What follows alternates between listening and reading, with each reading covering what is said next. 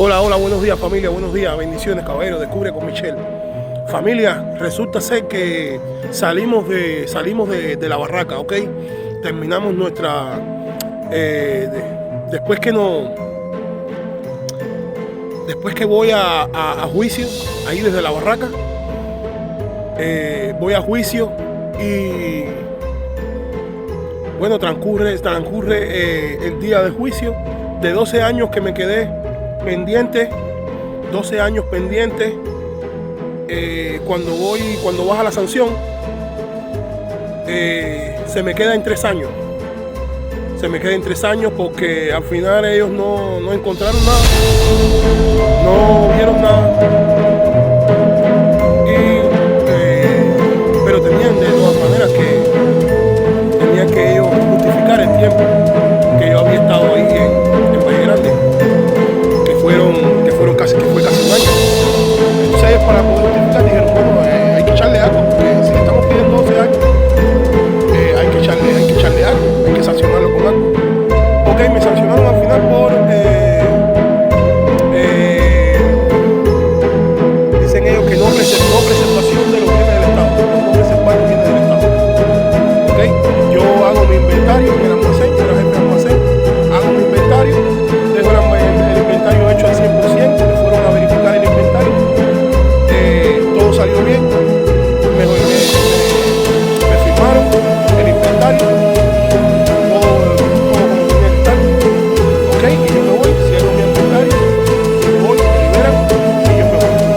Al año y algo, año, 2 meses, después de yo haber salido de ese almacén, me llaman que me dijeron que había un faltante, que en el tiempo que yo estaba había un faltante que yo tenía que responder.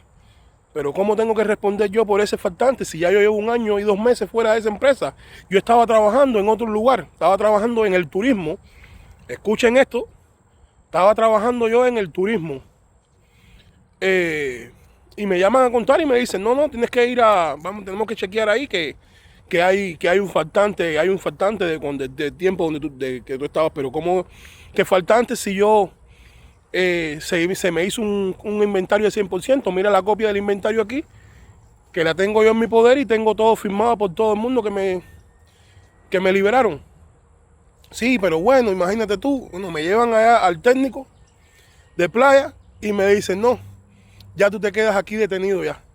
Y en esa detención es que me he hecho 1 año, caballero, 1 año en Valle Grande esperando por un juicio, que al final el juicio, cuando se va a juicio, se cae todo, no hay nada y al final me echan 3 años por no preservar los bienes del Estado y un papelito que tengo ahí con un conduce que todavía conservo, de un 0, familia, que yo lo había convertido en un 8, porque realmente yo monto en un camión una carga que eran 48. Primero eran 40, ¿ok? Y cabían 8 cajas más de ese producto que estaba cargando, y en vez de hacerle para no volver a hacer el conduce de nuevo, a ese 0 yo le hago otro cerito más arriba.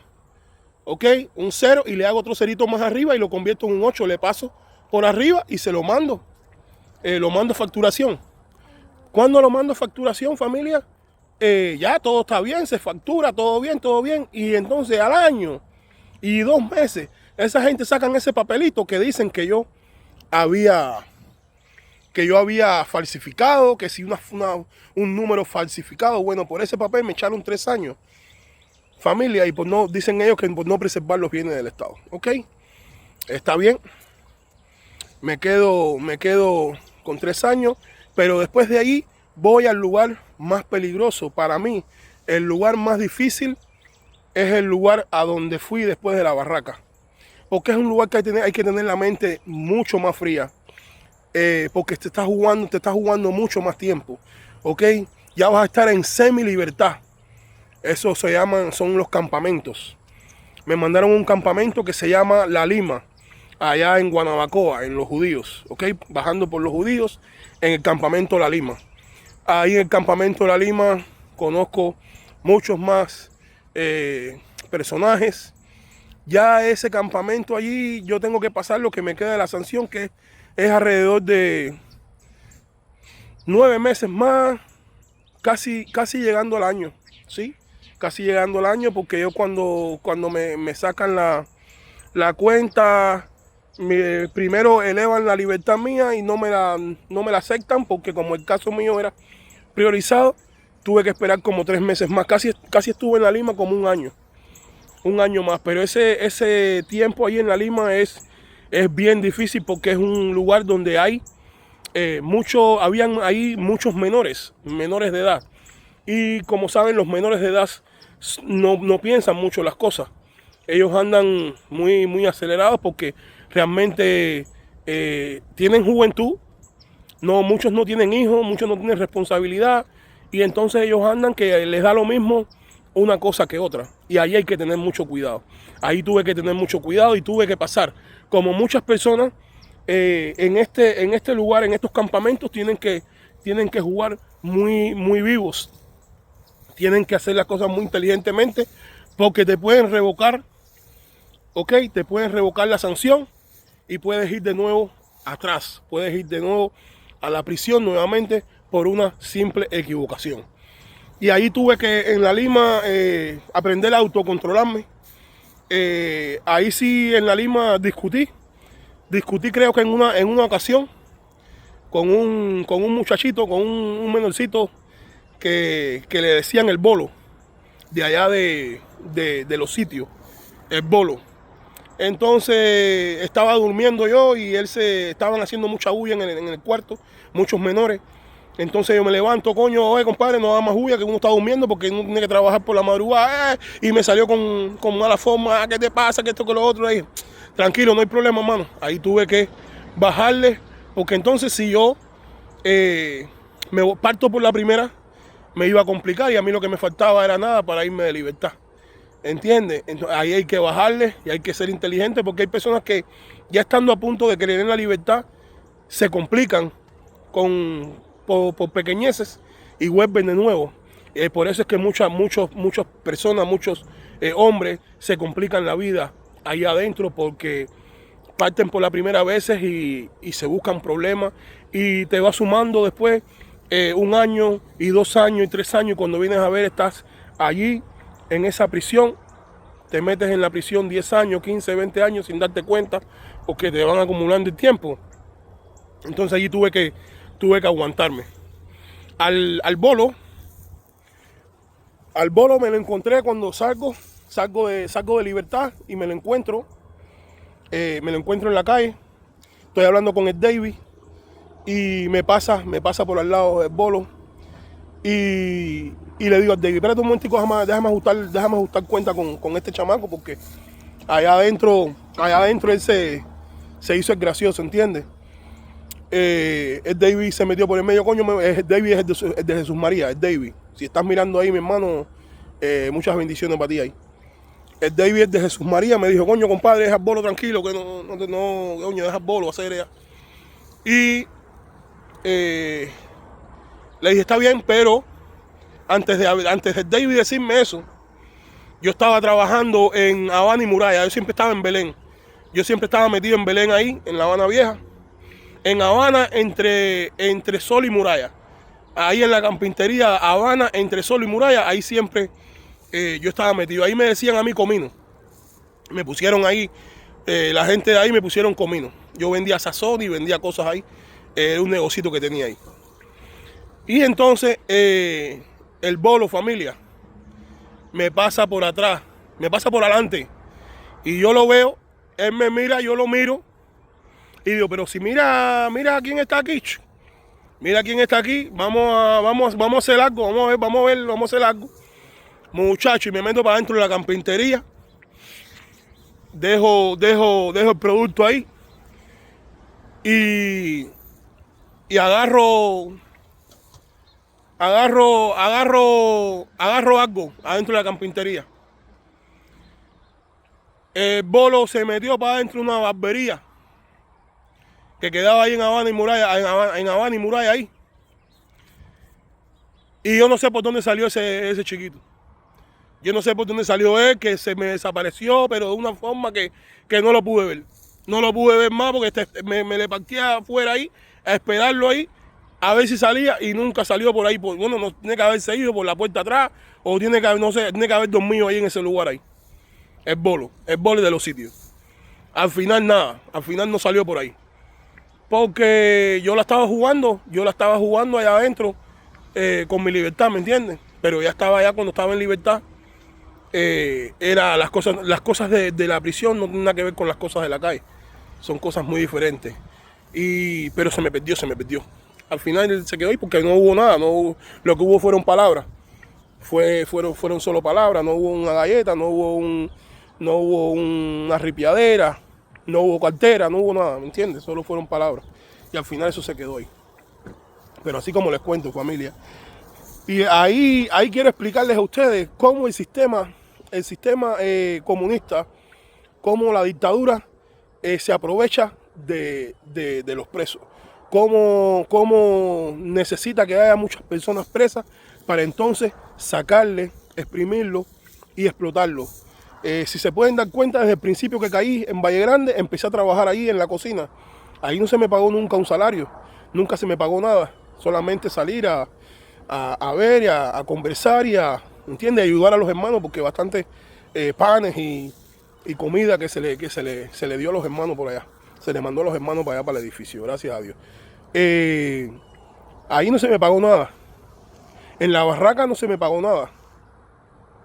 Llego a La Lima y entonces me ponen a trabajar en una brigada de recogida de escombros por la noche. Se salía a las 8 de la noche y se entraba a las 6 de la mañana. Recogiendo escombros por toda La Habana, familia. Eso es una de las cosas que hacen los presos en Cuba, la recogida de escombros en la madrugada, y que la dictadura se beneficia con la mano de obra barata y no les paga realmente lo que necesita el preso. Le dan cierta cantidad de dineritos y ya, pero tienen que hacerlo los presos porque deben ayudar a su familia, y arriba de eso tienen que portarse bien también para poder terminar su sanción, porque ya en ese lugar ya te pueden ir a visitar tu familia ahí a donde tú estás por la madrugada, por la noche. Tú puedes darte una escapada también ahí desde ese lugar. Yo me daba mis escapadas hasta la casa. Iba a la casa, veía a mi esposa, veía a mi hijo, veía a mi madre, y con la misma rápido viraba para atrás y me daba tiempo antes de las 6 de la mañana estar allí. Muchas personas fracasaron porque se iban para la casa y no volvían. Se iban para la casa o se quedaban dormidos o les pasaba algo y no podían llegar ahí hasta antes de las 6 de la mañana. Se reportaban como ausentes y les revocaban las causas para atrás de nuevo para la prisión, familia. Entonces ese es el lugar para mí, fue el lugar para mí más difícil, porque estaba entre la espada y la pared, entre muchos menores que son todos locos. Y ahí en ese lugar tuve que tomar mucha paciencia y estar bien tranquilo para ver si yo podía al final ganar mi libertad. Ahí el reeducador sí está arriba de ti, los detalles, el trabajo, cómo lo haces, cuándo lo haces, y tienes que estar al pendiente de la escuelita, que si todo, ahí sí hay que estar más, porque entonces ese es el lugar donde tienes que ir, ya estás para que te den libertad. Ahí pasé mi tiempo, ahí me encontré con mi amigo Jani, de allá de la aduana. Estaba ahí me encontré, ahí conocí mucha gente, mi clean, ahí conocí a David de Jesús María, ahí conocí a Carlito la Bacuafó, amigo de Junior, ahí conocí, wow, qué cantidad de gente, ahí había mucha gente. Ahí estaba Luisito el primo del Coti, también estaba en ese tiempo. Había mucha gente que se me olvidan ahora, son muchos nombres, familia, pero bueno, si están viendo mis videos y estuviste en La Lima, Guanabacoa, en el año 2013, 2014, bueno, saludos para toda la gente que estudiaron, la gente que estuvieron conmigo dando palas, recogiendo escombros por las madrugadas. Ahí saludo para Polilla, que era el camionero de nosotros. Saludo para Cristóbal, que era el jefe de brigada, Cristóbal. Saludos para Papo de San Leopoldo, el gordo, Papo el gordo.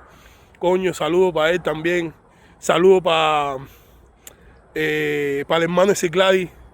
Para el hermano Cicladi se llama, ¿cómo se llama este muchachito del cerro? No me recuerdo bien. Saludos también para Michelito el del cerro. Michelito el del cerro, mi tocayo, el que mató al difunto Aramí Hernán Cuco. Michelito, ahí lo conocí también. Muchas bendiciones para ti, mi hermano.